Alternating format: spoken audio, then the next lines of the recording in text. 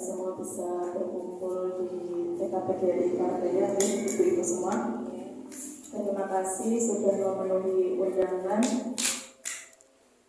pelaksanaan penindasan penerapan budaya positif dari saya, calon guru penggerak angkatan 6 Kabupaten Kebumen. Ini adalah suatu kesempatan bagi saya, juga saya ingin mengajak teman-teman sekedar sharing. Terlebih lagi nanti ada ilmu yang bermanfaat yang bisa ibu-ibu semua teman-teman terapkan di sekolah masing-masing. Itu harapannya. Tetapi paling tidak adalah sebagai tambahan wawasan pengalaman. Mari bersama-sama sebelum acara kita mulai, monggo ibu-ibu semua berdoa menurut agama dan kepercayaan masing-masing. Berdoa mulai.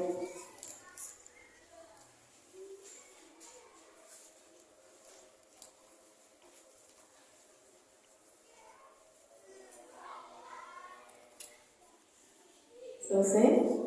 Beberapa materi yang akan disampaikan dalam PowerPoint, teman-teman. Yang pertama itu adalah perubahan paradigma belajar. Guru diibaratkan sebagai seorang petani yang memiliki peranan penting untuk menjadikan tanaman tumbuh subur. Kita sebagai guru harus memastikan bahwa tanah tempat tumbuhnya tanaman adalah tanah yang cocok untuk ditanami. Beliau juga menyampaikan bahwa kita ambil contoh perbandingannya dengan hidup tumbuh-tumbuhan seorang petani yang menanam padi misalnya. Hanya dapat menuntun tumbuhnya padi, ia dapat memperbaiki kondisi tanah, memelihara tanaman padi, memberi pupuk dan air, membasmi ulat-ulat atau jamur-jamur yang mengganggu hidup tanaman padi dan lain sebagainya. Ini semak dalam lampiran 1 dasar-dasar pendidikan keluarga Desember 1936. Jadi untuk memulai budaya positif itu pastinya ada perubahan paradigma belajar yang baru. Nah, disampaikan oleh Ki Hajar Dewantara itu bahwa guru itu layaknya ibarat seorang petani, menuntun dan mengarahkan anak sesuai dengan kodrat anak. Pembelajaran itu kita sesuaikan dengan alam dan zaman. Salah satunya seperti itu. Nah, dari uraian tadi yang disampaikan oleh Bapak Pendidikan kita, bahwa kita dapat memahami sekolah itu diibaratkan sebagai tempat bercocok tanam, sehingga guru harus mengusahakan jadi lingkungan yang menyenangkan, menjaga dan melindungi murid dari hal-hal yang tidak baik, dengan harapan bahwa karakter murid akan tumbuh dengan baik. Sebagai contoh, murid yang tadinya malas menjadi lebih bersemangat. Bukan berarti kebalikannya, Jadi yang tadinya tidak termotivasi ketika datang ke sekolah dengan lingkungan sekolah yang kita buat senyaman mungkin, dengan dampak-dampak positif yang kita terapkan, itu akan memotivasi anak, meningkatkan semangat belajar anak. Itu harapannya, ibu-ibu semua. Murid akan mampu menerima dan menyerap suatu pembelajaran bila di lingkungan sekelilingnya terasa aman dan nyaman. Jadi kuncinya adalah ketika lingkungan sekolah aman, terus nyaman. Nah, secara tidak langsung atau otomatis kan murid itu termotivasi. Nah, suasananya menyenangkan, terus kemudian aman dalam segi sarpras, meskipun kita tahu teman-teman bahwa di daerah kita memang untuk sarpras itu memang masih sangat-sangat belum maksimal belum sesuai mungkin ketika dibandingkan dengan yang ada di kota-kota teman-teman itu masih kalah jauh. Tetapi kita di sini sebagai guru harus memiliki motivasi, terutama dari diri kita sendiri, dimulai dari kelas kita menyiapkan pembelajaran lingkungan. Diawali dengan lingkungan Bu. Misalkan kita berusaha untuk kreatif. Nah, kreatif adalah salah satu nilai guru adalah kreatif dan inovatif. Terus kemudian kita kolaborasi dengan anak menciptakan lingkungan kelas yang nyaman. Jadi kita bisa saja menyiapkan lingkungan belajar dengan ada curang pendapat dengan anak. Mungkin penataan mejanya seperti ini. Terus kemudian guru kita akan membuat kelompok misalkan seperti itu. Jadi tidak monoton begitu ya teman-teman. Jadi kita tetap berusaha untuk semangat dan memotivasi diri, tentunya bersama-sama dengan satu warga, seluruh warga sekolah. Kan kita tidak bisa itu sendiri ya Bu. Kita tidak bisa sendiri menciptakan sesuatu yang luar biasa, tidak iya, tapi kan pastinya didukung dengan seluruh warga sekolah. Ya ada teman sejawat, ada kepala sekolah, terus ada orang tua, terus kemudian ada peserta didik.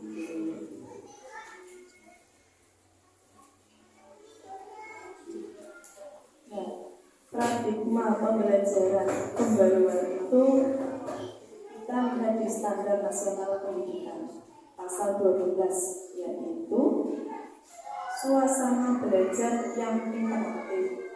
Terus yang kedua itu inspiratif, menyenangkan, menantang, memotivasi peserta didik untuk berpartisipasi aktif. Ketika memotivasi peserta didik, berarti kita membangkitkan minat belajar anak supaya anak tidak merasa bosan ketika belajar. Nah, itu memang luar biasa nih teman-teman. Tentunya kita harus memiliki keyakinan dari dalam diri kita. Selain motivasi ada, tetapi keyakinan itu tidak ada, jadinya tidak bisa terrealisasi. Sarprasnya bagus, tetapi keinginan tidak ada, ya berarti tidak bisa terrealisasi. Semuanya mendukung, dari sarpras, dari keinginan, terus kita memotivasi diri, kita membuat aksi seperti itu ya. Tetapi kita tidak didukung oleh warga sekolah, contoh teman sejawat, kepala sekolah, terus kemudian ada komite, ada wali murid, parenting, tentunya itu kurang efektif seperti itu. Terus memberikan ruang yang cukup bagi prakarsa, kreativitas, kemandirian sesuai dengan bakat, minat, dan pergerakan fisik serta psikologis peserta didik. Apa yang diharapkan dari standar nasional pendidikan itu kita bisa realisasikan, diwujudkan sesederhana mungkin. Tentunya setiap sekolah mempunyai konsep sendiri-sendiri. Jadi mungkin interaktif di TKA dengan interaktif di TKB mungkin beda ya, beda aksinya, tetapi hasilnya sama, adalah interaktif. Interaktif kan tidak harus dengan APE misalkan ya, kita menggunakan APE yang luar biasa ya Bu, yang kita dengar kan tidak seperti itu. Inspiratif juga, inspiratif kita bisa dari peserta didik ya. Misalkan anak itu pembelajaran, terus anak itu dia melakukan kegiatan yang tidak kita targetkan ya, berarti kan tidak terstruktur. Nah itu kan menginspirasi kita. Jadi kelas kreatif, inspiratif dari peserta didik, dan dari kita bisa melihat dari seluruh warga sekolah. Misalkan komite, dengan adanya komunikasi yang baik, insya Allah nanti kita bisa menciptakan lingkungan belajar yang sesuai dengan standar nasional pendidikan.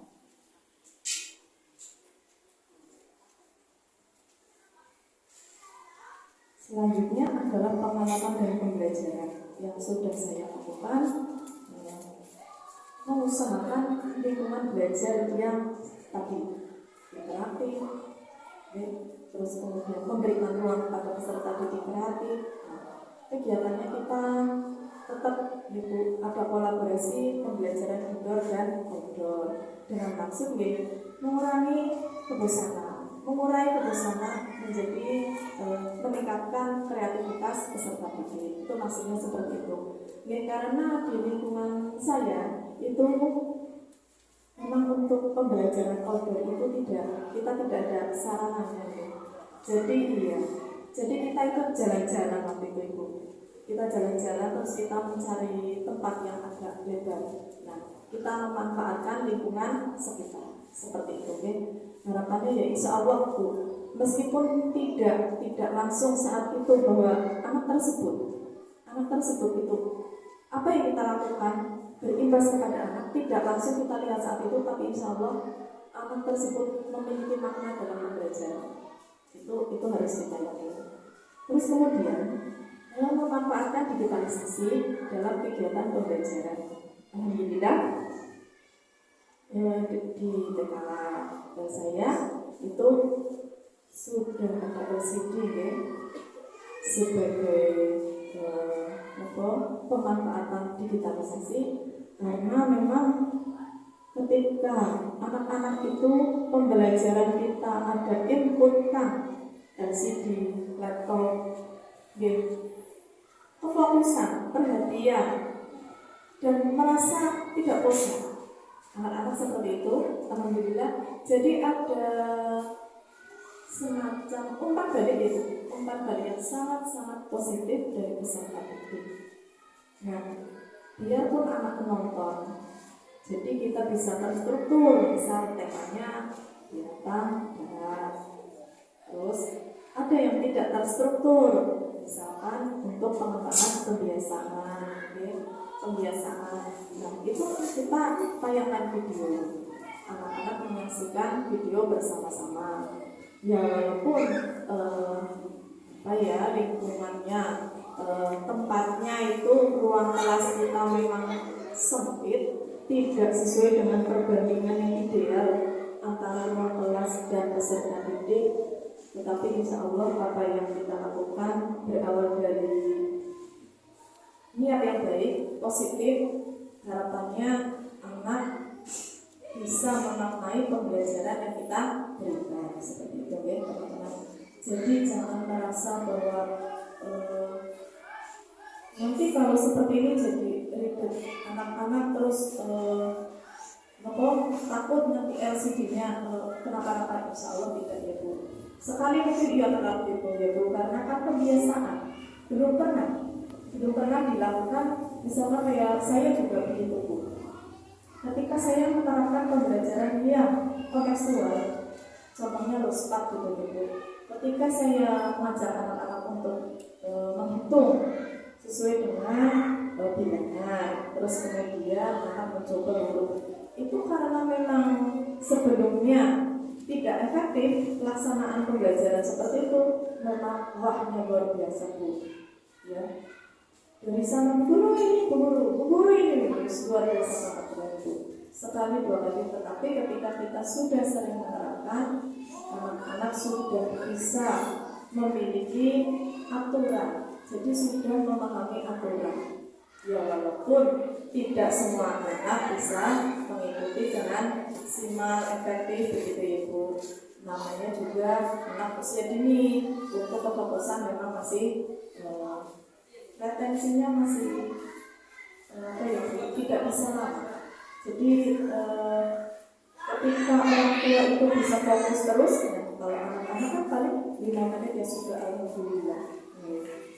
Tapi ketika kita memanfaatkan digitalisasi, karena memang sesuai dengan kodrat zamannya, ya, jadi anak itu memang ya kita memenuhi kebutuhan mereka, jadi anak bisa fokus.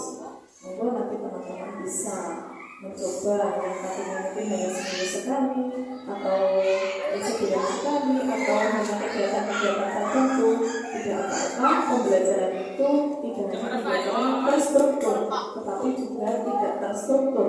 Maksudnya yang tidak ada di RK itu bisa kita masukkan, ya, bisa kita terapkan seperti itu. Terus selanjutnya melakukan kolaborasi dengan rekan sejawat dalam menyelenggarakan kegiatan pembelajaran. Nah, tentunya ketika kita ingin Ibu menciptakan lingkungan belajar menjadikan hikmah pembelajaran yang baru. Di satu lembaga itu gurunya banyak, itu pastinya kolaborasinya lebih oke ya Bu ya, lebih maksimal. Terus kemudian dari ide satu nanti muncul tumbuh banyak ide dan seperti itu ya. Jadi di sini bahwa ketika kita memiliki ide, meskipun itu di kelas kita, ya kita ada kolaborasi menyampaikan.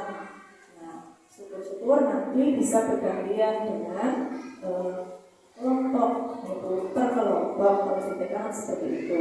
Nah, kita menyikapi bagaimana pelaksanaan pembelajarannya itu. Jadi misal kita tidak bisa langsung sekaligus ya, kita bisa per kelompok seperti itu. Terus kemudian ada pembiasaan homework gitu. Jadi kayak tugas kebiasaan yang dilakukan di rumah. Nah, itu harapannya anak-anak memiliki budaya positif di rumah, yang tadinya mungkin kita memberikan tugas rumah itu berupa lembar kegiatan atau baca tulis berhitung seperti itu ya, baca tulis berhitung, wow, maksudnya seperti itu, bukan drilling ya. Kita bisa menyisipkan tugas yang berkaitan dengan kebiasaan. Sebagai contoh, saya menerapkan bahwa tugas hari ini, besok anak-anak lakukan perbuatan baik. Besok ketika masuk kelas diceritakan. Nah, anak-anak itu akan jujur Bu. Ada yang menyampaikan, saya mata batal Bu Guru. Terus ada yang menyampaikan, saya menjikin ibu. Ya. Terus ada yang menyampaikan, kemarin aku makannya habis. Seperti itu. Dan itu ada ya Bu, saya itu sampai terharu sekali. Bukan yang dia bawa, tetapi saya merasa bahwa pembelajaran itu bermakna bagi peserta didik saya. Jadi ada beberapa anak lah ya Bu, ada yang membawa pisang ke sekolah, ada yang membawa burger ke sekolah. Katanya kepada orang tua bahwa saya mau berbuat baik untuk guru seperti itu. Jadi ini sebagai bentuk feedback umpan balik atas pembelajaran kebiasaan yang kita lakukan seperti itu ya Bu. Jadi bermaknanya dan diterima oleh anak. Terus kemudian memvariasikan kegiatan kelompok dan tugas mandiri untuk meningkatkan kolaborasi. Nah, saya juga menerapkan tugas kegiatan di mana anak itu mengerjakan tugas itu secara berkelompok. Selain dialog, Lego itu kemarin saya menyiapkan satu lembar itu berisi tentang bilangan. Terus kemudian mereka dibagi menjadi ada 3 anggota. Mereka mengisi sesuai dengan bilangan yang pertama seperti itu. Jadi ada yang rapi sekali, bahkan pas ketika isi 10 ya 10. Ada yang sesuai dengan saya temanya bebas, kadang sesuai dengan struktur gitu ya Bu ya. Misalkan temanya tema kebutuhan, misalkan ya makanan seperti contoh ya. Ada yang tidak terstruktur. Ketika saya menerapkan pembelajaran terstruktur, tema misalkan itu ada peserta didik saya karena mungkin minat potensinya itu menggambarnya itu berdasarkan yang dilihat, belajarnya itu gaya belajar visual ya. Jadi yang dia kerjakan tuangkan itu yang kesukaan robot ya Bu. Terus monster-monster yang ada di HP, ada di TikTok seperti itu. Dan itu menjadikan variasi dalam pembelajaran. Ya, itu luar biasa Bu. Banyak menyenangkan. Awalnya memang merasa wah banget itu dengan murid dan guru yang tidak sebanding, kan itu harusnya 15 ya. Nah sementara menurut saya kan kita gemuk ya Bu, jadi awalnya memang luar biasa. Merasa bahwa iya tidak terkondisikan, tetapi saya ini kembali lagi bahwa ya karena kebiasaan yang saya lakukan itu baru. Ya jadi ya aja ketika ada yang seperti itu. Terus yang selanjutnya kegiatan pembelajaran yang kontekstual.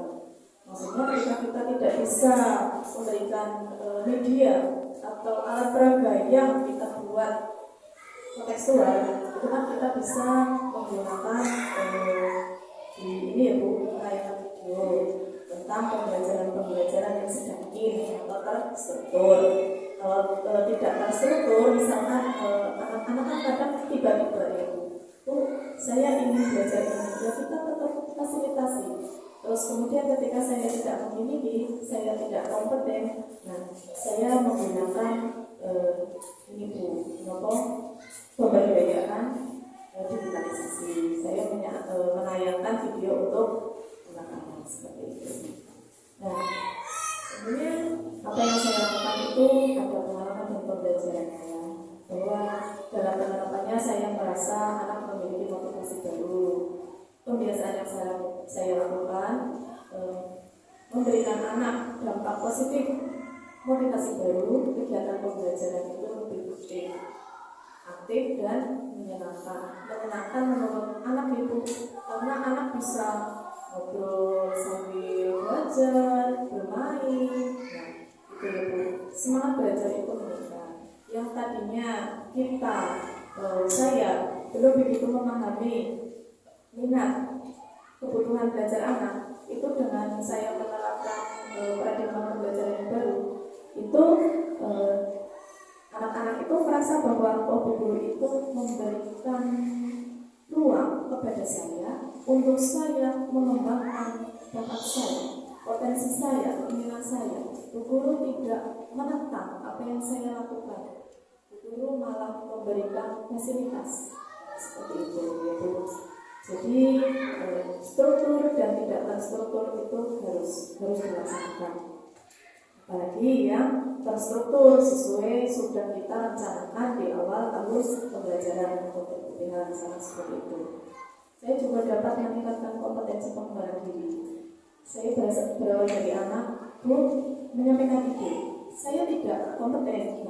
Kemudian saya mencoba mencari untuk memenuhi keinginan anak. Itu saya merasa bahwa saya bisa meningkatkan kompetensi pengembangan diri untuk melakukan inovasi dan lebih kreatif, tentunya sejalan dengan harapan dari perwujudan nilai guru penggerak.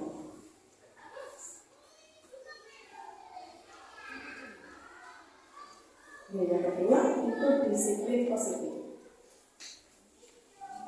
Kalau pendidikan menyatakan bahwa di mana ada kemerdekaan, disitulah harus ada disiplin yang kuat.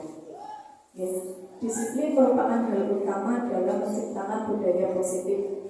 Dengan kedisiplinan yang menjadi pembiasaan, maka kedisiplinan tersebut akan menjadi sebuah budaya. Tentunya budaya yang konsisten penerapannya, yaitu budaya positif. Disiplin terwujud diawali dengan niat dari dalam diri individu. Disiplin yang diterapkan akan berdampak pada sekitarnya. Ibu-ibu percaya bahwa disiplin itu berawal dari kita sendiri, Bu? Percaya ya Bu ya? Ya. Jadi ketika kita menyampaikan disiplin, ya kita tergerak dari dalam diri, unsur intrinsik, terus kemudian kita tergerak, oh iya, saya harus berangkat lebih awal, saya harus berusaha menyediakan pembelajaran yang sesuai dengan profil pelajar Pancasila, misalnya seperti itu. Meskipun banyak tantangan yang saya hadapi, saya berusaha semaksimal mungkin. Nah, itu kita berusaha membuat keyakinan diri tentang disiplin, Bu. Jadi tidak patah arang lagi, kita tetap konsisten. Meskipun perubahan yang kita lakukan itu ya tentunya berawal dari diri kita, di kelas kita seperti itu. Nah, nanti harapannya disiplin yang kita lakukan insya Allah memberikan dampak yang positif bagi lingkungan kita seperti itu. Jadi ketika Ibu teman-teman percaya ketika kita baik dan buruk perilaku itu akan dicontoh oleh orang lain, percaya tidak Bu? Akan menular. menular kepada yang lain. Oke, menular ya Bu ya. Nah, betul sekali. Ngapain sih capek-capek pembelajaran di luar kelas, di dalam kelas aja oke, tidak masalah ya, capek-capek di luar. Nah, tetapinya, insya Allah, meskipun kita menerapkan kebiasaan-kebiasaan baru, ketika ada hasil yang positif, insya Allah akan memberikan dampak yang positif kepada lingkungan sekitar kita juga, kepada orang lain. Seperti itu, ya. Jadi jangan menuntut orang lain. Kita dulu memperbaiki diri, ya refleksi dulu. Kalau dalam nanti ya Bu, saya quote di disiplin positif ini adalah pembelajaran modul guru penggerak, pendidikan guru penggerak itu 1.4. Di situ saya menggarisbawahi. Ya, saya juga merasa seperti itu. Dr. William Glasser itu Bu, ketika saya membaca itu, wah ini saya banget begitu ya Bu ya. Itu menyampaikan begini, ubah kebiasaan mengoreksi orang lain menjadi merefleksi diri sendiri. Nah, itu ya Bu. Terus yang menjadi ini sebuah tantangan lah ya, tantangan bagi saya bahwa katanya beliau menyampaikan bahwa ketika kita mengoreksi, jadi kita dianggap itu tidak bahagia Bu, ya. Jadi kita ketika mengoreksi orang lain, maksudnya kebiasaan kita itu mengoreksi, bukan merefleksi diri, menilai terus orang lain, itu katanya kita tidak bahagia. Nah, kan saya tanda tanya, bahagia dalam apa gitu ya Bu ya, bahagia dalam bentuk apa seperti itu. Dan itu yang padahal kita merasa main-main saja seperti itu ya. Nah berarti itu benar-benar quote yang memang menjadi ini Bu, garis bawah dari sekian banyak materi itu saya ingat-ingat sekali. Nah, penerapan disiplin positif itu ada 6 pilar ya Bu. Nah, tapi di sini saya mengangkat dari profil pelajar Pancasila. Yang pertama, beriman bertakwa kepada Tuhan Yang Maha Esa dan berakhlak mulia. Terus yang kedua, mandiri, bernalar kritis, berkebinekaan global, bergotong royong dan kreatif. Nah, dalam penerapannya, yang poin pertama, beriman bertakwa kepada Tuhan, itu anak-anak kita terapkan kebiasaan. Ya, memang kebiasaan. Jadi dalam pendidikan guru penggerak ini kita tidak mengada-ada Bu. Jadi yang sudah ada dikembangkan lagi, ditingkatkan lagi seperti itu. Saya yakin di lingkungan sekolah teman-teman pasti ini ya sudah ada pembiasaan-pembiasaan ya. Pasti tidak jauh lah dari satu lembaga dengan lembaga yang lain. Misalkan sebagai contoh kan mungkin ada yang ngaji ya Bu ya, berdoa bersama. Terus ketika akan melakukan kegiatan, sesudah melakukan kegiatan berdoa seperti itu ya. Itu pembiasaan ya Bu. Nah, kita tingkatkan lagi. Misalkan biasanya itu kita tidak ada hafalan, jadi bukan targetnya adalah membiasakan, bukan anak itu hafal suratan pendek 10 misalkan seperti itu. Syukur-syukur anak bisa hafal, pasti ada Bu. Dari sekian banyak anak itu pasti ada. Karena yang sudah kita terapkan ya Bu di TK saya itu kita kolaborasi Bu. Jadi kalau dari Ibu Kepala di sini kan Bu Yuliansi itu kan pegang tari, senam seperti itu ya Bu. Jadi kita tidak berjalan sendiri Bu. Maksudnya kelas B2 itu nari, terus senam gitu ya sendiri. Tidak, kita bareng. Ya begitu Bu. Dengan umpan-umpelan ini sarana seperti ini kita Bu, berusaha semaksimal mungkin lah seperti itu Bu. Syukur-syukur nanti ke depannya kita dikasih tempat yang lega ya, lebih luas lagi. Pastinya kita siap ya Bu, siap untuk menciptakan, mewujudkan pembelajaran sesuai dengan profil pelajar Pancasila secara maksimal seperti itu. Jadi berdoa misalnya kayak tadi kita ya Bu, setiap hari itu kita berdoa bersama. Itu B1, B2, bareng di sini berdoa bersama. Nanti saya di depan, terus ada gurunya Sis dan Bu Sri itu mendampingi anak-anak di belakang. Terus kemudian setelah itu nanti kita lihat kondisi Bu, karena memang sekolah kita kan berdampingan ya dengan SD. Nah kalau SD ada kegiatan yang sedang tidak bisa diganggu, misalkan ya dengan suara-suara kebisingan itu kita off dulu. Tapi kalau tidak, kita kolaborasi lagi Bu. Yuniasi di depan, kita ada senam, ice breaking lah ya, ice breaking, ada senam, terus kemudian tari. Nah itu saya dan Bu Sri di belakang, maksudnya mendampingi anak-anak seperti itu Bu. Jadi gambaran kolaborasinya itu seperti itu. Jadi bukan kita itu punya program ini di kelas tidak Bu, tidak seperti itu. Tapi diawali dari kelas kita seperti itu Bu. Itu tadi untuk contoh dari beriman bertakwa. Kita terapkan sedikit-sedikit hafalan suratan anak-anak bareng-bareng. Ya memang anak-anaknya tidak bisa ini ya Bu, kayak orang yasinan, ibu-ibu yasinan itu semuanya mengucapkan. Saya itu teringat waktu itu saya di Hotel Trio ya Bu. Jadi ternyata guru itu tidak boleh terlalu cerewet Bu. Iya Bu.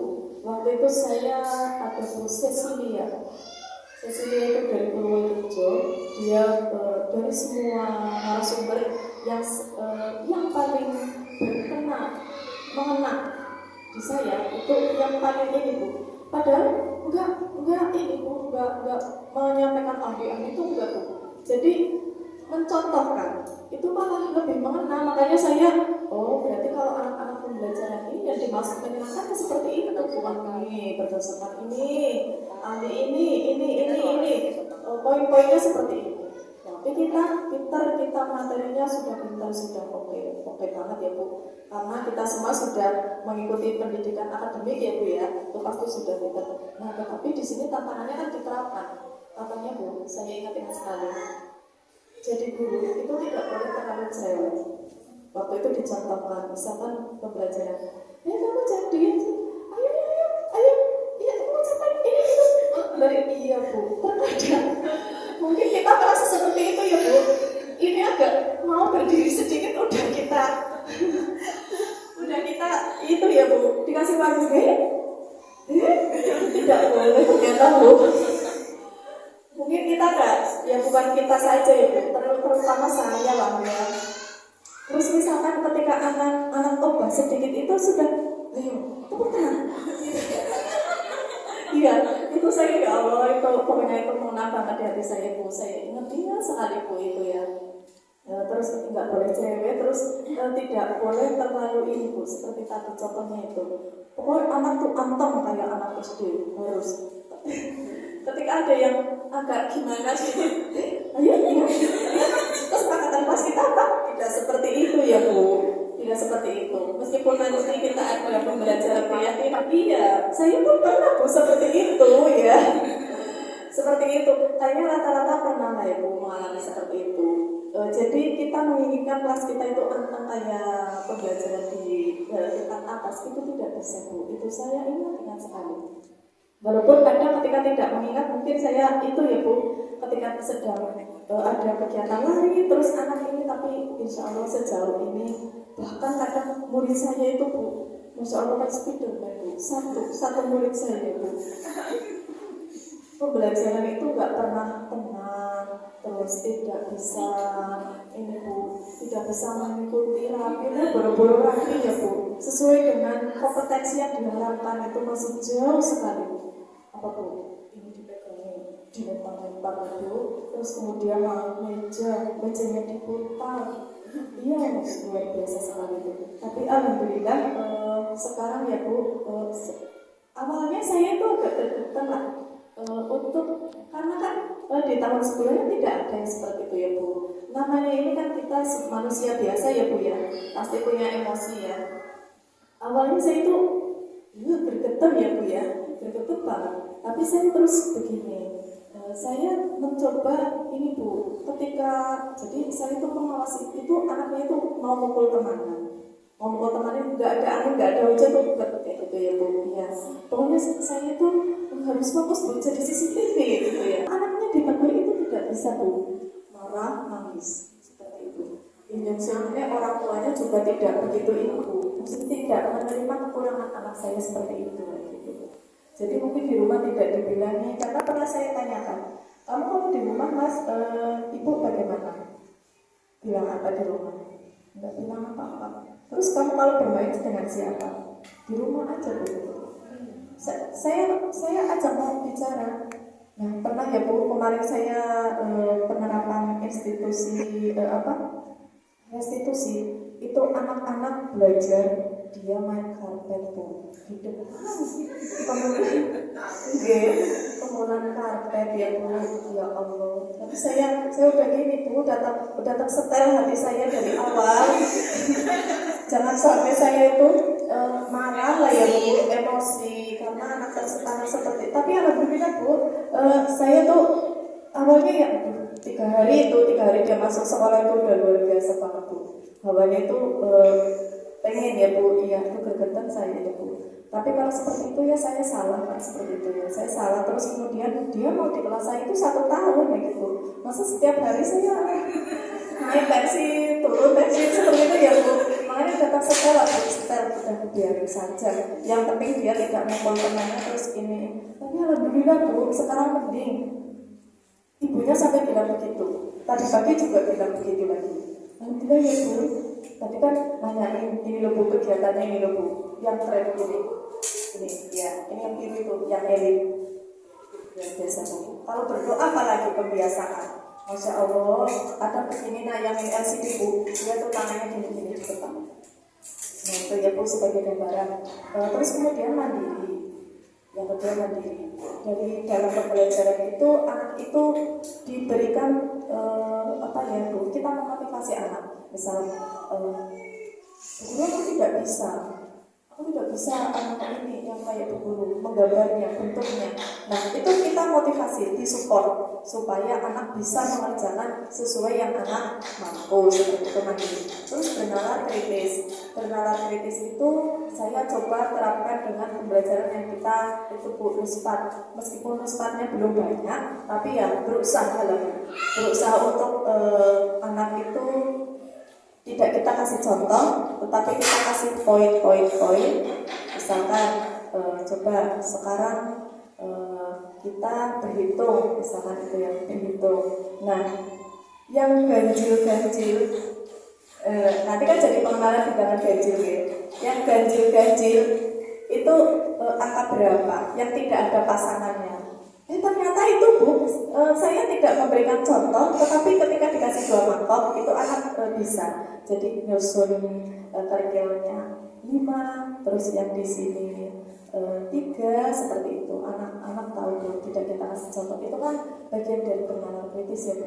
Terus kemudian kita ada operasi bilangan ya untuk yang match. Saya gunakan ya biasa Bu, kita adanya kayak lepek kertas gitu ya. Kita tidak memberikan contoh, tetapi ketika yang tempat ini jumlahnya sekian, misal contoh 5, terus yang ini berarti nanti kita isi berapa yang jumlahnya sama. Anak-anak ternyata lebih ini dibandingkan dengan model tarik garis begitu. Ya. Terus berkebinekaan global dalam pembelajaran itu kita bisa kenalkan ya Bu, bisa dari tarian atau bisa kita dengan sisipkan adat-adat yang ada di lingkungan, karena kita Ranggayam ya Bu, saya desa Ranggayam ya, yang ada di lingkungan Ranggayam. Misalkan kemarin habis apa, misalnya seperti itu ya. Terus kemudian ada ketika PHBI kita juga memperingati seperti itu. Terus kemudian anak-anak menyaksikan dari video tentang berkebinekaan global, meskipun belum kita temanya tidak ini ya tanah air, tapi kita menerapkan pembelajaran yang tidak terstruktur seperti itu. Terus kemudian kreatif itu didapatkan anak ketika kita memberikan ruang kepada anak untuk mengembangkan kreativitas. Misalkan anak itu saya amati ketika saya pembelajaran dengan bukan dengan pensil, misalkan menggambar atau apa, dikasih ini Bu, dikasih video. ya nonton video. Terus kemudian anak diberikan alat tulis misalkan ya, alat belajar, sumber belajar misalkan. Itu tuh ternyata mereka bisa lucu-lucu hasilnya, luar biasa seperti itu. Okay. Tapi ya itu ketika kita baru menerapkan memang rewardnya luar biasa. Tapi kalau sudah itu sudah oke. Nah ini ya Bu, pengalaman dari pembelajaran. Salah satu contohnya itu Ibu, murid saya yang super luar biasa itu yang di tengah itu, yang ada LCD itu kalau duduk pasti di tengah. Ya, tuh. Kita juga berdoa bersama. Terus kemudian kita ada pembelajaran outdoor kemarin. Nah, Sunda Banda. Saya berpikir gini, kayaknya setiap hari mereka sudah main Sunda Banda tuh. Nah, ternyata ketika saya mengajak anak-anak untuk bermain ini outdoor, ya kemarin dengan Diminiasi, dengan Busri, itu malah banyak anak yang belum ini ya Bu, belum mengenal Sunda Banda. Karena ini masih bagian dari permainan tradisional. Itu kan kita kenalkan, mereka antusias sekali. Terus kemudian kita ada ini ya Bu, peringatan PHBI. Terus kita juga setiap hari Senin ketika upacara bendera kita juga mengikuti kegiatan upacara dengan SD. Okay? Terus kemudian kita ini menyusun kelas ya, kita pembelajaran operasi hitung itu dengan pembelajaran yang kontekstual. Terus kemudian memberikan sarana kreativitas kepada anak-anak, bisa dengan pasta warna. Terus kemudian kita ada puas juga, anak lebih suka seperti itu dibandingkan dengan pensil dan hanya pensil dan kertas seperti itu ya. Terus kemudian juga kita ada penerapan pembiasaan sholat duha yang memang sebelum saya mengikuti kurikulum pun kita sudah ada Bu, sholat duha, doa bersama itu sudah ada. Hanya kita berusaha meningkatkan efektivitasnya, ditingkatkan kembali. Yang ketiga itu motivasi perilaku manusia. Nah, motivasi perilaku manusia itu ada 3 teman-teman. Yang pertama itu kita disiplin untuk menghindari hukuman. Saya pernah seperti itu. Mungkin teman-teman juga seperti itu ya. Nah, contohnya murid mengerjakan tugas supaya tidak ditegur oleh guru. Itu adalah motivasi untuk menghindari hukuman atau ketidaknyamanan seperti itu. Yang kedua, itu kita melakukan disiplin untuk mendapatkan imbalan. Jadi yang kita lakukan itu didasari motivasinya itu untuk mendapatkan imbalan atau penghargaan dari orang lain. Contohnya murid mengerjakan tugas untuk mendapatkan pujian dari teman-teman. Rajin, kamu sudah dikerjakan. Pintar, ini menggambarnya bagus. Di rumah minta pewarna yang super duper lengkap. Ternyata motivasinya adalah supaya mendapatkan pujian dari teman-teman. Itu saya juga sepertinya pernah seperti ini, mungkin di saat sekolah ya Bu dulu. Terus kemudian yang ketiga, untuk menjadi orang yang mereka inginkan. Jadi kita melakukan sesuatu dengan motivasi untuk menjadi orang yang mereka inginkan dan menghargai diri sendiri dengan nilai-nilai yang mereka percaya. Nah, dari ketiga ini, contoh untuk yang poin 3 itu murid mengerjakan tugas supaya mendapatkan nilai yang bagus, unsur dalam diri, dan sebagai bentuk tanggung jawab anak. Nah, tanggung jawab adalah salah satu nilai-nilai kebajikan universal yang ada di disiplin positif seperti itu. Nah, dari ketiga motivasi ini yang lebih efektif itu kira-kira nomor berapa teman-teman? Nomor berapa Bu Sutarti? Intinya yang bisa berjangka panjang waktu bisa lewat. Oh, yang berjangka panjang. Kira-kira nomor berapa Bu? Ya betul. Yang konsisten, tidak didasari unsur ekstrinsik dari luar, Ya, tapi dari dalam diri intrinsik itu yang nomor 3. Betul, kita tidak boleh nuntut orang lain untuk melakukan motivasi poin 3, tetapi kita kembali lagi ke diri kita sendiri, Bu. Betul, ya seperti itu. Jadi saya melakukan sesuatu itu atas motivasi dari dalam diri saya.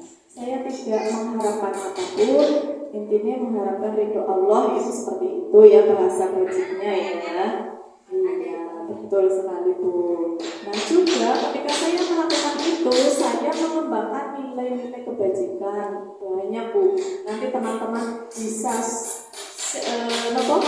googling ya. Nilai-nilai kebajikan itu banyak sekali selain dari profil pelajar Pancasila. Nah, ini disiplin itu disebutkan sebagai bentuk hukuman.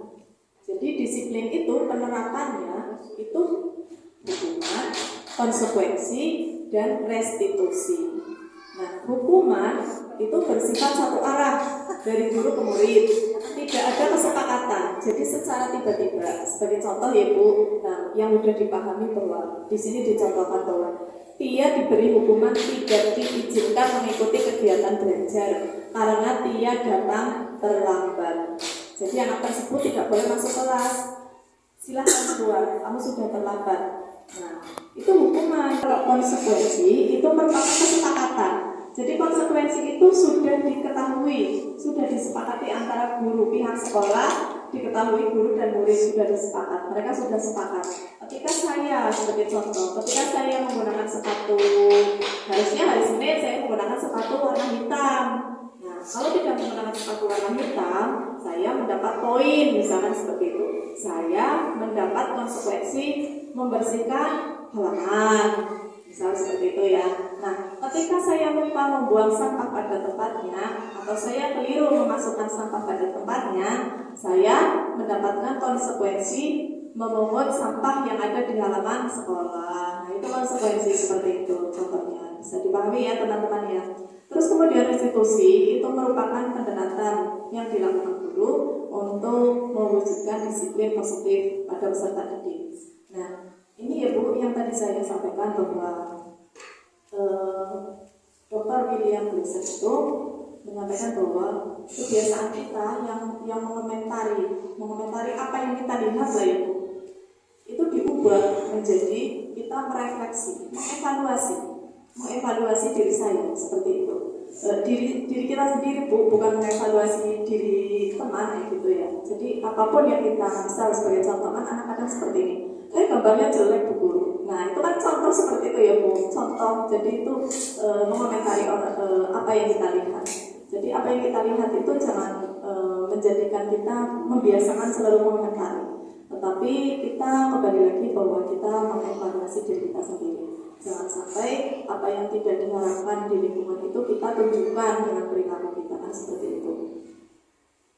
Nah, dengan restitusi, anak diajak untuk merefleksi diri. Misalkan, kesalahan yang saya lakukan adalah, nah tadi kamu ngapain Mas? Kan kita belajar apa tadi Mas? Belajar ini Bu, berhitung, meronceng, sama seperti itu. Nah tadi Mas Aska misalkan, Mas Aska tadi apa yang Mas Aska lakukan ketika kegiatan belajar? Bu tadi misalkan menghambur-hamburkan gitu ya. Nah itu kan kita ajak anak diarahkan. Jadi saya sama seperti itu. Perbuatan yang saya lakukan itu tidak sesuai dengan apa yang diharapkan oleh teman-teman seperti itu. Sehingga anak diajak menentukan solusi yang terbaik untuk pelanggaran permasalahan yang dilakukan oleh anak. Nah dengan restitusi, anak melakukan evaluasi diri dan dapat menentukan sikap selanjutnya secara konsisten. Insya Allah kalau restitusi, ketika anak itu menyadari kesalahan saya, nah terus besok bagaimana Mas kalau kamu seperti itu? Besok sikapmu bagaimana? Teman-teman bagaimana ke kamu? Nah, ini marah Bu. Nah, supaya besok teman-teman tidak marah, kamu harus bagaimana? Apa yang kamu lakukan? Nah dia itu ini Bu, dengan ikhlas, dengan kesadaran, itu anak akan menyampaikan apa yang hal positif yang akan dia lakukan di kemudian hari seperti itu. Dan itu insya Allah akan konsisten ya.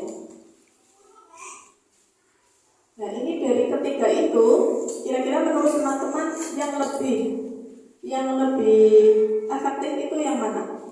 Hukuman, konsekuensi, atau restitusi?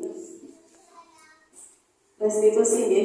Nah, nanti ada tahapan restitusi. Meskipun teman-teman belum mengikuti grup gerak, program grup gerak, tetapi teman-teman insya Allah sudah pernah melakukan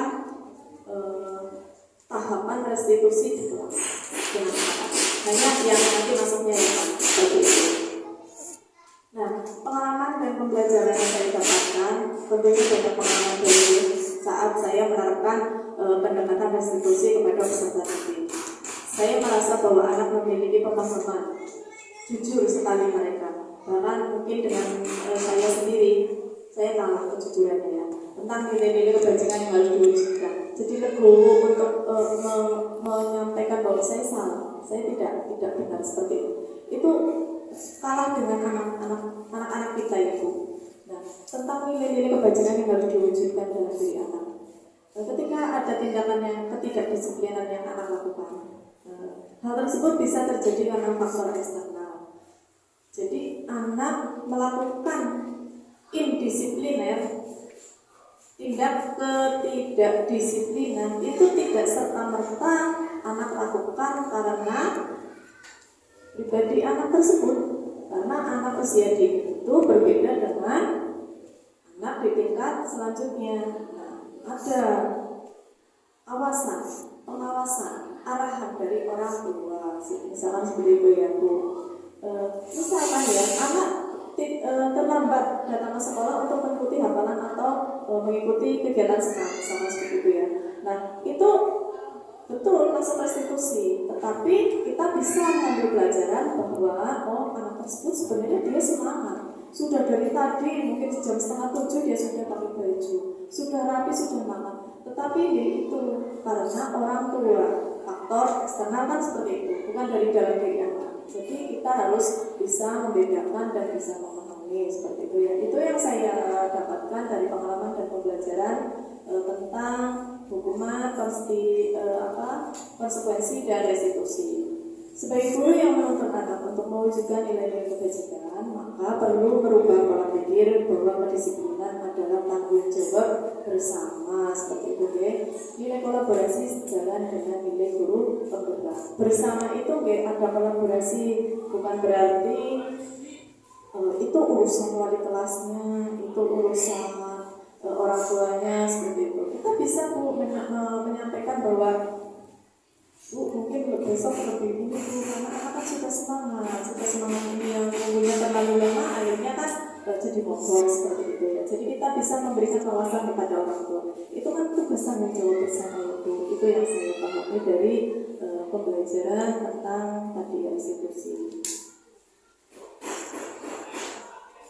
Terus kemudian ada 5 kebutuhan dasar manusia. Nah, yang pertama ini ya Bu, kasusnya di kelas saya itu anaknya satu luar biasa. Itu sering mendapatkan keluhan dari beberapa anak bahkan sampai sekarang, tapi alhamdulillah kalau sekarang sudah berkurang Bu.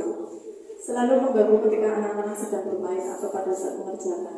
Terkadang memukul dan berebut mainan yang sedang digunakan oleh teman-teman. Nah, kita ketika anak ada yang luar biasa, terus kita menyampaikan bahwa anak saya luar biasa sekali begini, selalu membuat temannya seperti ini. Ternyata itu bukan kesalahan anak Bu, tetapi kita yang belum memahami tentang kebutuhan 5 kebutuhan dasar manusia. Ini disampaikan oleh Dr. William Glaser ya Bu. Yang pertama itu kebutuhan kasih sayang. Dengan dia mengganggu temannya. Nah, nanti kan ada laporan ke guru, Bu, Elit itu tadi ini ke temannya, mengganggu temannya ya. Nah, nanti dari guru akan menindaklanjuti ke orang tua. Orang tuanya akan perhatian. Itu harapannya seperti itu. Jadi kebutuhan yang ingin dia kembangkan itu kasih sayang. Itu contohnya begitu ya Bu, penerapannya. Terus yang kedua, kebutuhan penguasaan. Ya, penguasaan. Jadi si Elit ini mengganggu temannya, itu ya memang temannya takut ya Bu ya.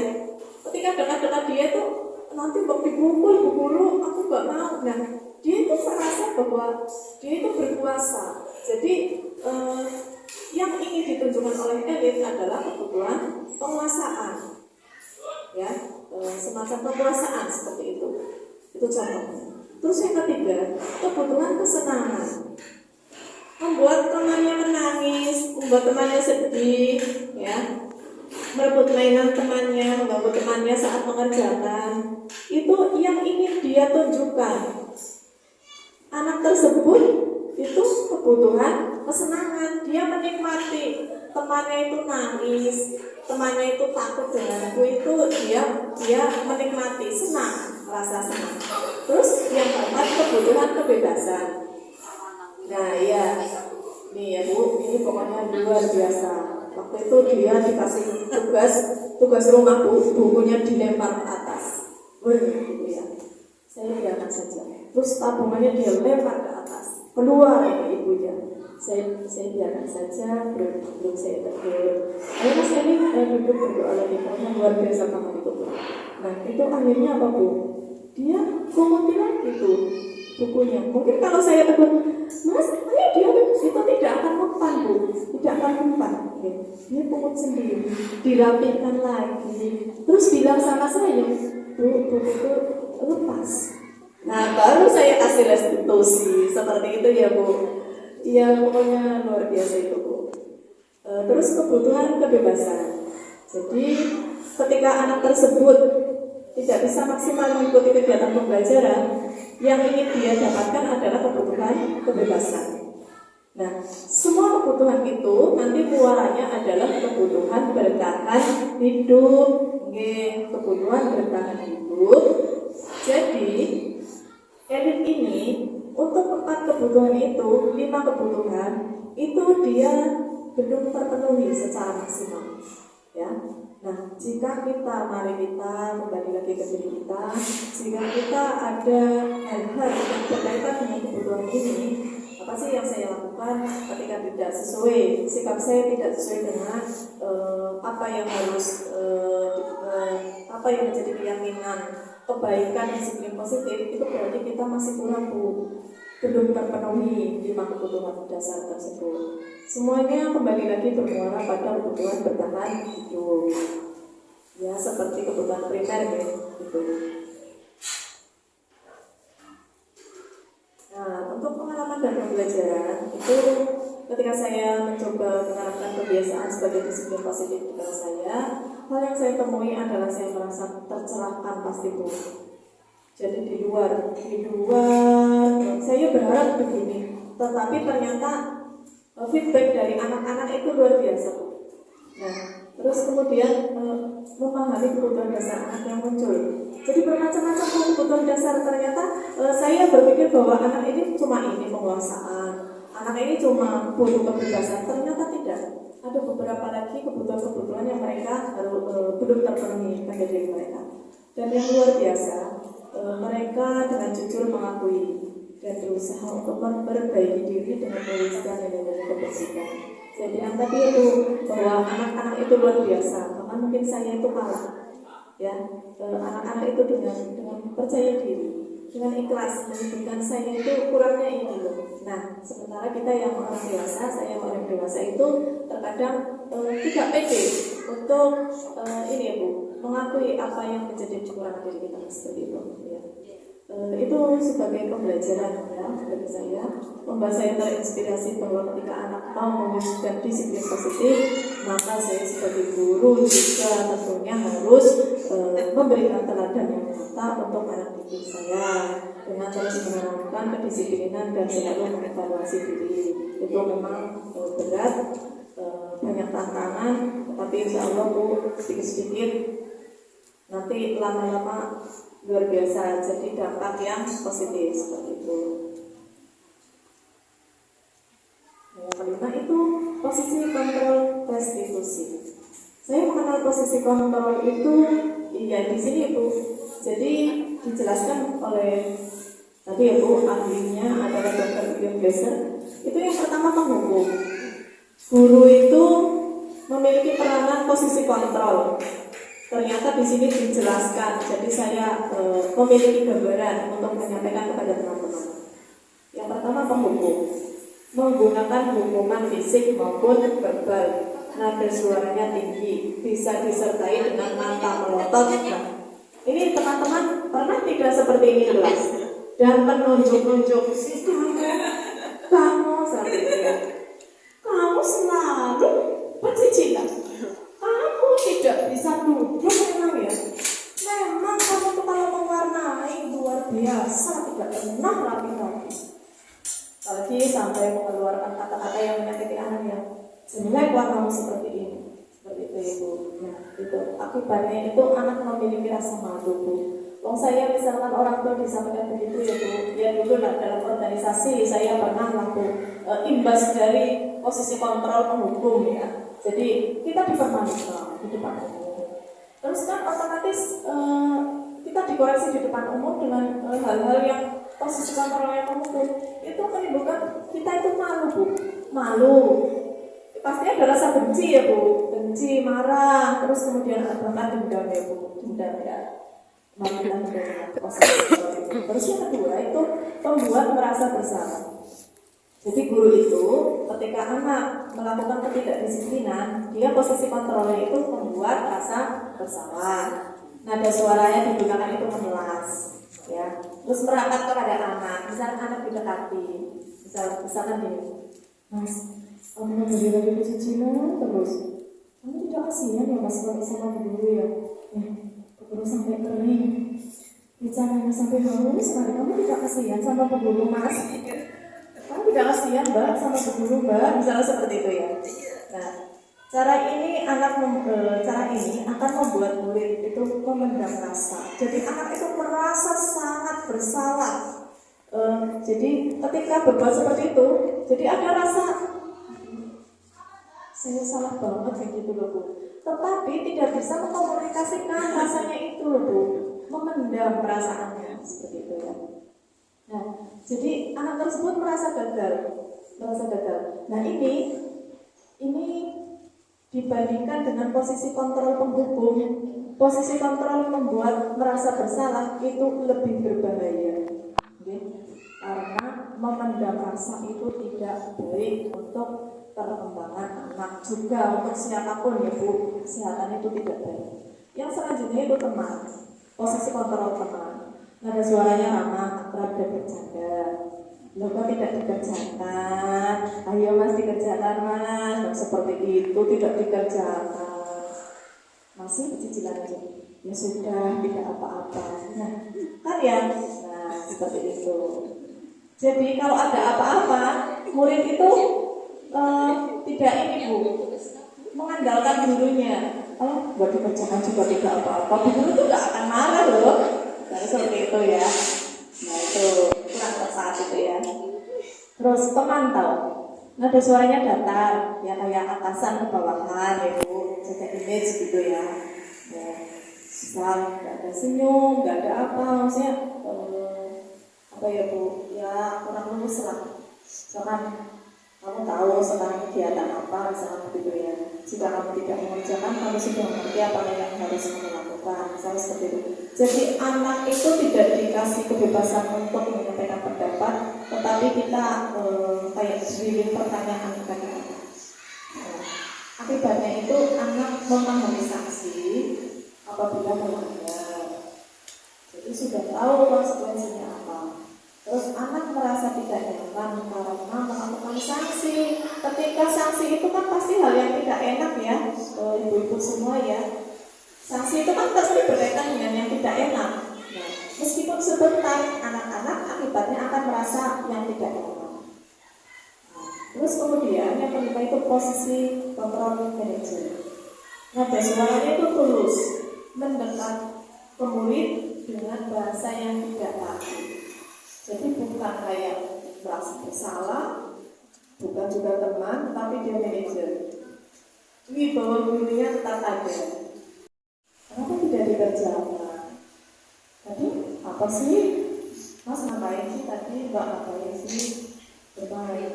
Nah, kalau bermain kira-kira apa? Seperti itu ya. Jadi kan dia berpikir, oh kalau saya bermain, kapan? Kalau saya saat itu kegiatan time itu saya harus harus seperti apa, harus bagaimana. Jadi dikembalikan kepada anak, ya. Terus anak itu diberikan kesempatan mencari solusi untuk ketidakdisiplinan yang dia lakukan. Misalnya tadi kan tidak mengerjakan, nah otomatis anak diarahkan untuk mencari solusi. Solusinya apa besok? Ya Bu Guru, besok saya akan mengembalikan alat main ke tempat semula. Iya Bu, sesuai dengan kesepakatan kelas. Ya gambarnya apa? Alat mainnya dikembalikan ke dalam loker. Nah itu ya Bu. Jadi diarahkan, bukan kita langsung menyampaikan kamu harus seperti ini, tapi anak merefleksi diri tentang kesalahan yang dia perbuat, terus kemudian ada solusi seperti itu. Sehingga anak itu memiliki pemahaman tentang evaluasi diri dan bisa mencari solusi yang tepat secara konsisten. Oke? Nah, kira-kira teman-teman dari 5 posisi kontrol restitusi ini yang mana kira-kira yang paling efektif? Yang mana kira-kira? Penghukum, pembuat merasa bersalah, teman, pemantau, manajer. Iya.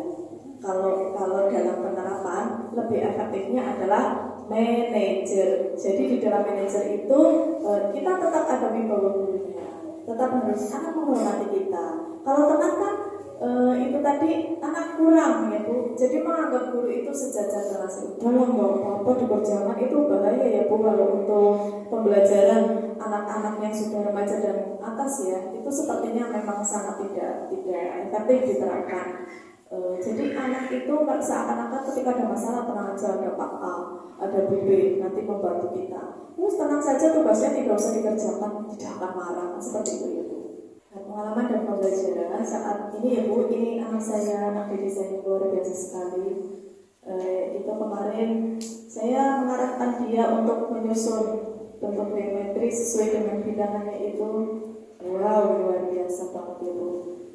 Ada acara keluar masuk, ibunya ditarik, keluar lagi. Tetapi ketika dia, saya kayak ini Bu, kalau anak tersebut, Bu, saya dikerjakan, nggak bakal ini Bu. Iya, nggak bisa ini dia, malah nanti langsung ini ya, terus langsung putus lah, kayak layarnya langsung putus. Jadi setelah ini baru kasih saya kasih motivasi lagi terus coba dia Bu, Mas sini Mas. Memang perlu kesabaran Ibu, memang melatih kesabaran sekali. Ya alhamdulillah Ibu, dengan ilmu apa yang kita dapat, kita berusaha menerapkan itu ya Bu. Ya aja di foto itu malu Bu, ya. Di foto itu malu. Saat saya mencoba menerapkan posisi kontrol manager, peserta didik lebih memahami perilaku yang harus ditunjukkan. Saya juga menerapkan kepada murid saya yang luar biasa Ibu. Jadi setelah saya memahami kebutuhan dasarnya, saya menerapkan posisi kontrol manager untuk mengarahkan anak pada disiplin positif. Selalu menunjukkan sikap yang bertolak belakang dengan kesepakatan kelas, sekarang lebih terarah. Walaupun ketika mengerjakan ya rapihnya itu masih jauh dari kata sempurna ya Bu. Dari inilah pokoknya masih jauh Bu. Ketika temannya bisa mendapat bintang 4 ya Bu, 2 aja itu maksa gitu ya Bu.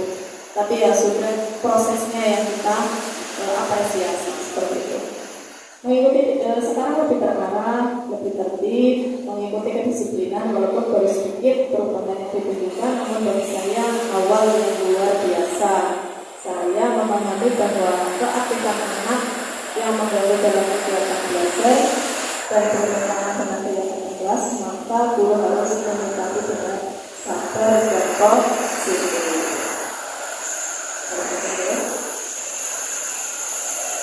Nah, ini selanjutnya adalah keyakinan kelas. Keyakinan kelas, keyakinan akan melahirkan motivasi dari dalam diri individu. Seseorang akan lebih tergerak dan bersemangat mengamalkan keyakinannya. Artinya disebut sebagai keyakinan bukan peraturan.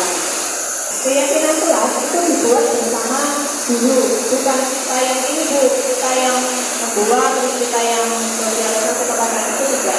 Jadi guru dengan murid bersama-sama atau curah pendapat. Ini gambarnya ini, terus dengan yang ini kira-kira yang mana yang lebih mau kita pakai seperti itu.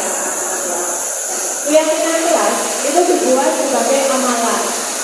Jadi sebuah keyakinan kelas kita itu selalu disusun menyapa, terutama di dalam kelas. Terus kemudian ketika belajar itu harus tertib, misalnya seperti itu ya, kelasnya tertib, misalnya seperti itu. Itu menjadi sebuah keyakinan yang harusnya bisa dilakukan oleh anak-anak seperti itu. Tapi kita tidak.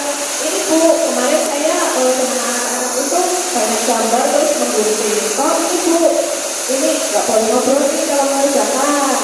Berarti anak-anaknya begini ya, iya Bu. Nanti dia anak-anak potong gambarnya, potong kartu katanya ya seperti itu.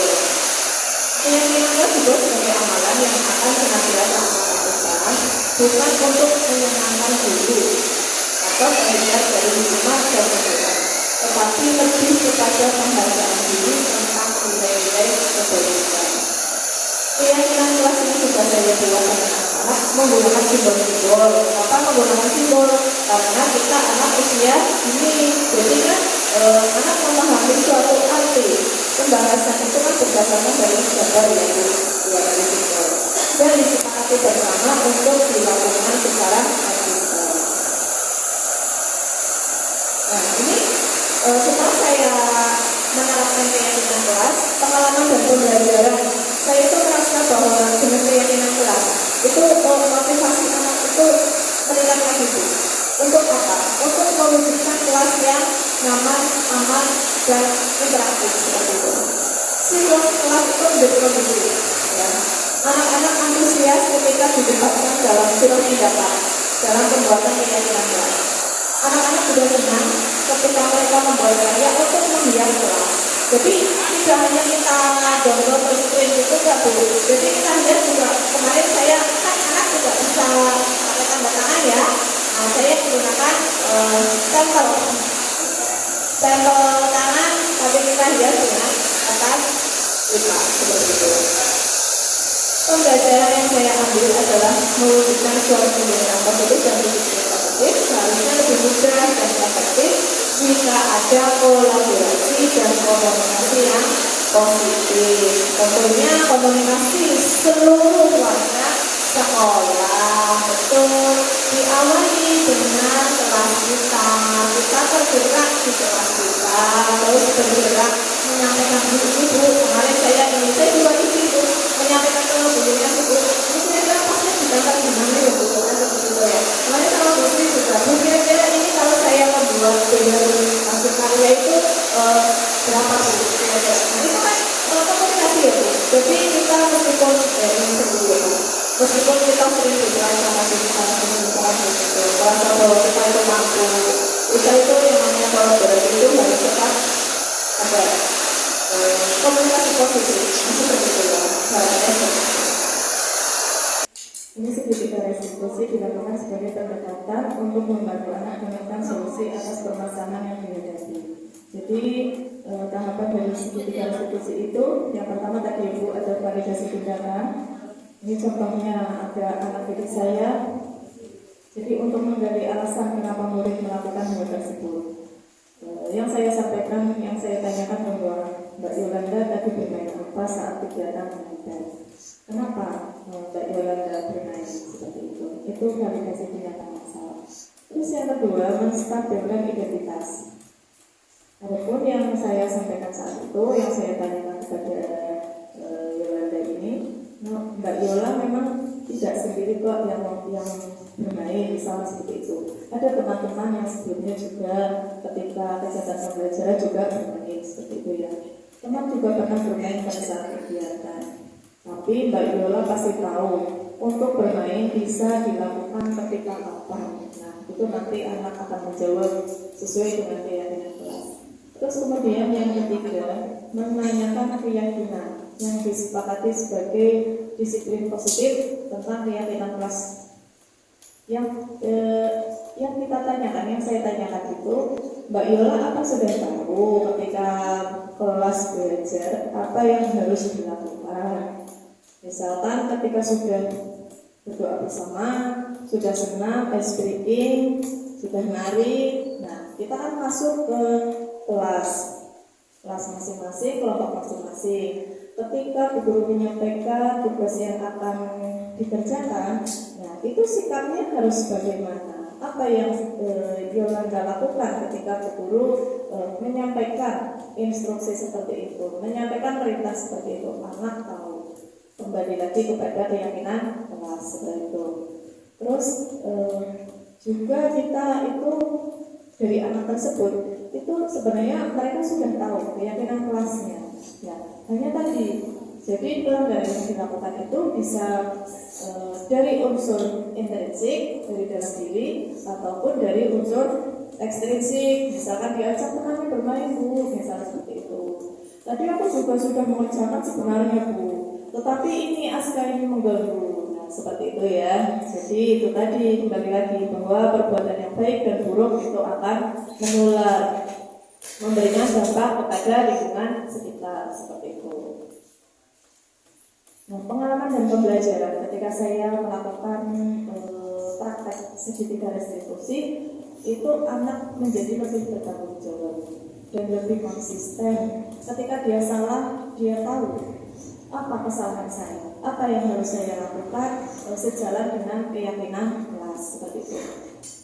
Terus anak melakukan keyakinan kelas yang disepakati. Anak lebih termotivasi dengan keyakinan yang sudah dibuat bersama dan saling mengingatkan antar teman. Kadang murid saya begini, jangan ngobrol, itu loh. Nah, jadi anak lebih termotivasi dengan keyakinan yang sudah dibuat bersama. Terus anak-anak itu akan saling mengingatkan. Pembelajaran bagi saya bahwa dengan penerapan segitiga restitusi, permasalahan ketidakdisiplinan itu lebih teratasi dengan efektif. Kita tidak melibatkan perasaan kita, tidak melibatkan emosi, lebih bisa sabar seperti itu. Jadi saya mendapatkan pengalaman begini, pengalaman pembelajaran ketika segitiga restitusi ini bahwa ketika menyikapi suatu masalah itu tidak melibatkan rasa emosi, ya. Dan akibatnya anak lebih memiliki rasa tanggung jawab pada diri sendiri, terus lebih menghargai orang lain seperti itu. Nah ini Bu, salah satu dari sekian banyak ya dokumentasi keyakinan kelas itu sudah saya pajang ya Bu di sana ya ibu-ibu, teman-teman bisa keyakinan kelas yang sebelumnya hanya kita sampaikan secara lisan, tetapi kita wujudkan. Kalau sekarang kita wujudkan, ya semuanya pasti sudah menerapkan keyakinan kelas di kelas. Contoh, ayo berdoa bersama, sikapnya bagaimana? Itu keyakinan kelas Ibu. Tetapi selanjutnya sekarang dengan adanya ini, saya mencoba menerapkan keyakinan kelas itu bisa sebagai pengingat, sebagai simbol-simbol yang anak ingat itu kita tempel. Terus hiasannya itu kemarin anak-anak membuat, kita dari cap ya, kalau mungkin di pendidikan yang lebih tinggi lagi bagus ya Bu, mereka menghias tanda tangannya, terus kemudian ada hiasan-hiasan yang lebih bervariatif. Tapi ini di anak usia ini kita sesuaikan dan itu sangat-sangat mereka sangat antusias. Ini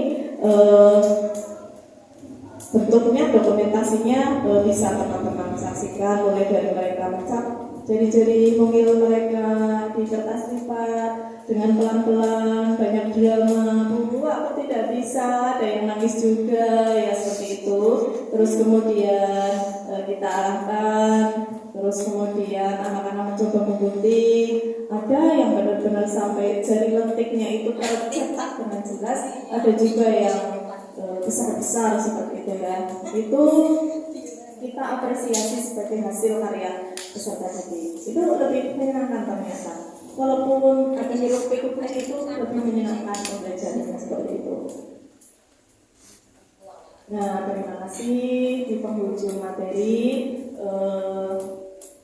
Ini sebelumnya nanti saya ingin teman-teman merefleksi tentang kegiatan yang kita lakukan hari ini. Silahkan nanti teman-teman saya bagi note ya, tuliskan perasaannya seperti apa.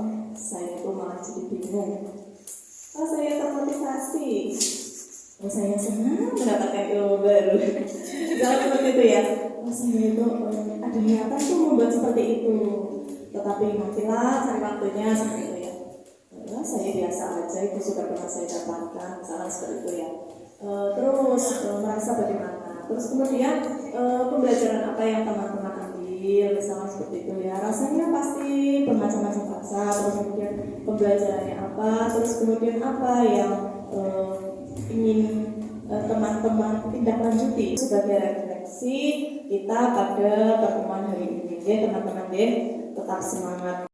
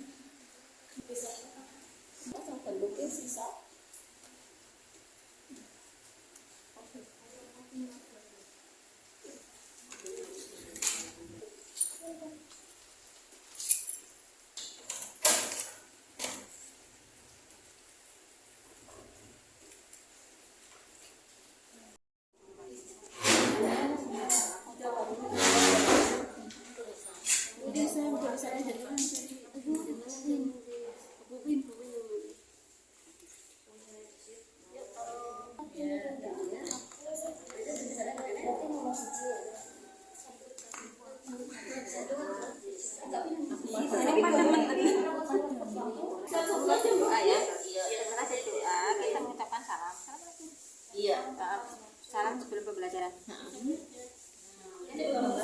Salam sebelum masuk. Ini layanan sebelum pembelajaran. Iya. Penjemputan anak. Penjemputan anak. Ini salam.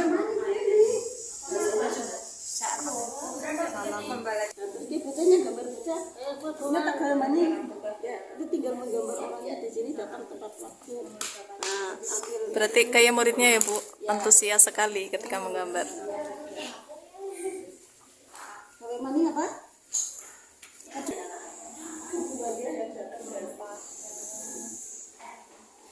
Dia tidak terima berbagi. Iya, anak bisa apa? Barang milik teman tuh. Milik teman. Soalnya kadang-kadang orang tulis dibuka. Mengembalikan barang mengembalikan alat tulis. Jenengan saya bisa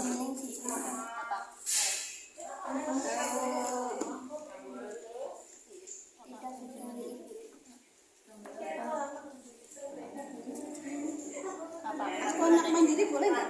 Boleh. Iya. Aku anak mandiri.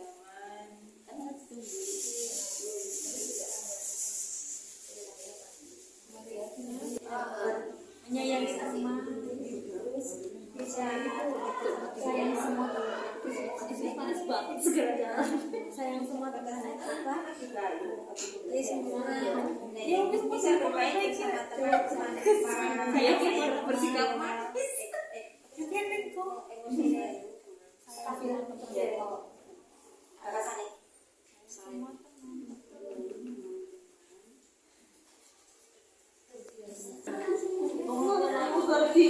kotak kayak gitu ya. Ini justru aja kayak gini.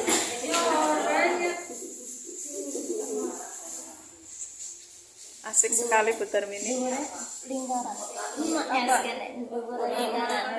Dia kan timbuk punya 5M. 5S. Tulis judulnya.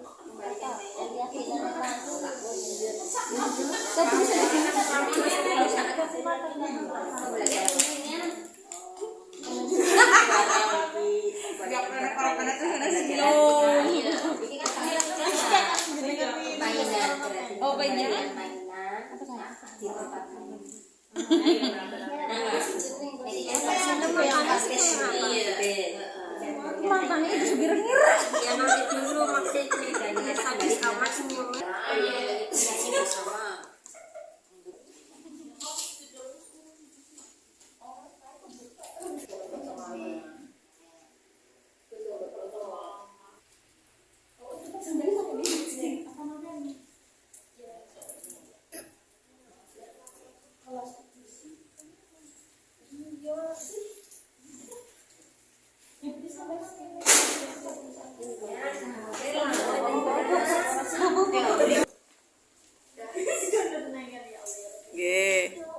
tempel Bu.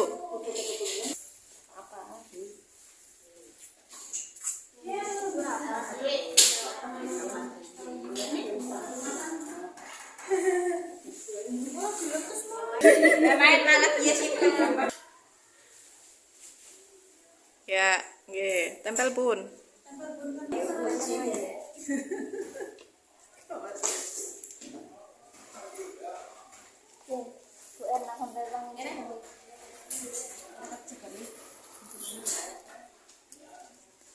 Besok muridku melihat, wah, aku pengen kayak gambarnya Bu Guru gitu.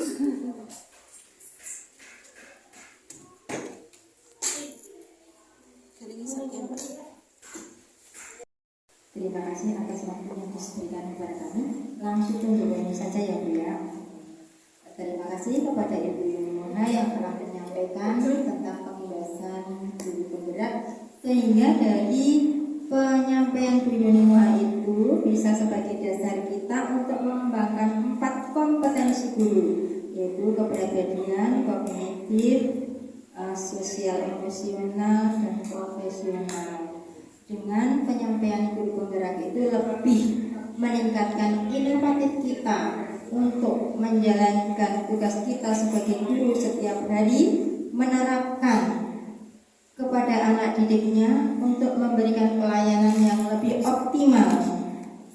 Karena kita adalah sebagai pelayan optimal dari anak-anak, sehingga banyak masyarakat yang menyukainya. Untuk meningkatkan kompetensi ini, mari kita bersama-sama melalui guru penggerak, melalui kita sosialisasi, melalui PMM, sehingga kita bisa meningkatkan pelayanan yang lebih bermutu untuk meningkatkan kualitas pendidikan kita di TK wilayah Kecamatan Karangaya. Begitulah dari kami. Mungkin banyak fitur yang kurang berkenan di hari ini sekarang. Mohon maaf yang seikhlasnya. Wassalamualaikum warahmatullahi wabarakatuh. Assalamualaikum warahmatullahi wabarakatuh. Terima kasih. Kami akan mencoba menyampaikan refleksi pada kegiatan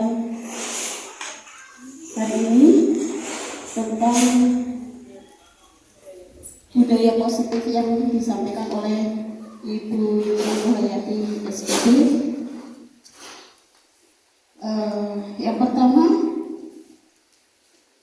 dari apa semua yang disampaikan oleh Bu Yuni Muhayati, materinya memang sangat-sangat luar biasa untuk kita semua.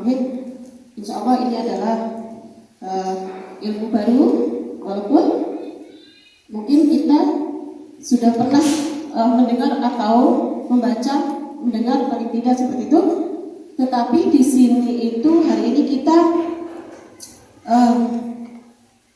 mendengarkan secara langsung dan disertai dengan contoh dan